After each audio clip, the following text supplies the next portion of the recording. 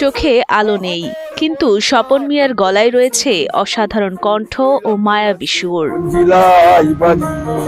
প্রতিদিন কিশোরগঞ্জ, ময়মনসিংহ, ভৈরব সহ আশপাশের বিভিন্ন রুটে ট্রেনে উঠে গান গেয়ে যাত্রীদের মন ছুঁয়ে যান জন্মান্ধ স্বপন মিয়া।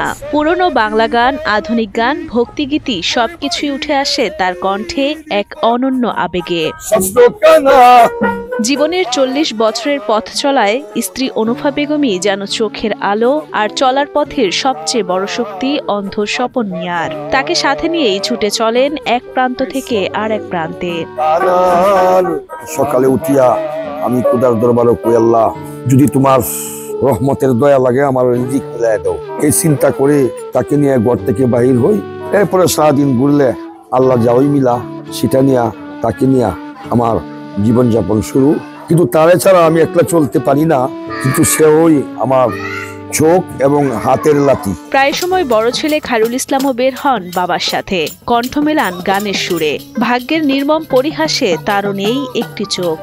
আমরা এক পরিবারের বাপু 3 জন প্রতিবন্ধী লোক, মানে মা বাপে আমরা টুকটাক স্টেশনে গান বাজনা করি, পাবলিক জনে খুশিয়ে যাতে আমরা পাবলিকে তো জুড়ে থাকি। যদি আমায় ভালোবাসো। শুধুমাত্র ট্রেনেই নয়, স্টেশনে বসেও সুর তোলেন অন্ধ বাবা ছেলে। তাদের গান ও বাদ্যযন্ত্রের আওয়াজে জড়ো হন পথচারীরাও।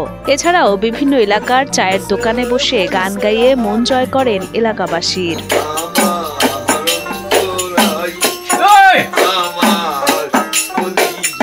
এই গানই অসহায় পরিবারের একমাত্র জীবিকার উৎস। খুশি হয়ে যাত্রী ও পথচারীরা যা দেন তা দিয়েই কোনো রকমে চলে অভাবের সংসার।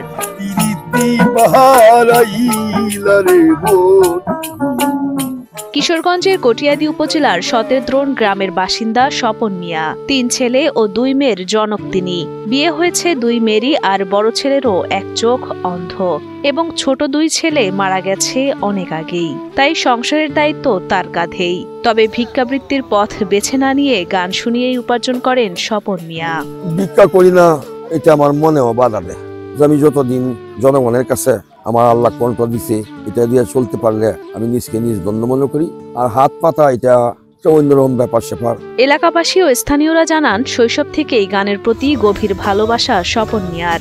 যে কোনো গান দুবার শুনলেই তা মুখস্থ হয়ে যায় তার। মাঝে মাঝে যাত্রীরা দেখি তাই নিয়ে তার গান শুনে, সে এই গান ভালো গায়, সেই সম্পর্কে যাত্রীরা অনেক প্রশংসা করে তার। তারা ভিক্ষা করে না, তারা গান গেয়ে স্বইচ্ছা যদি কোনো ব্যক্তি তাদেরকে সাহায্য করে, তারা এটা সাদরে গ্রহণ করে। তাদের কোনো চাওয়া পাওয়ার নেই। শেষ জীবনে স্বপন মিয়ার চাওয়া স্ত্রী ও সন্তান নিয়ে ভালো থাকা। সেজন্য সরকার সহ সমাজের বিত্তবানদের কাছে সাহায্যের অনুরোধ জানান তিনি।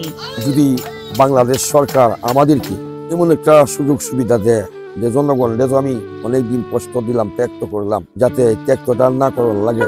আমি একটা জিন্দা লাশ, কাটিসনার জংলার বাদ, আমার লাইগা 3.5 হাত কবর করিস না।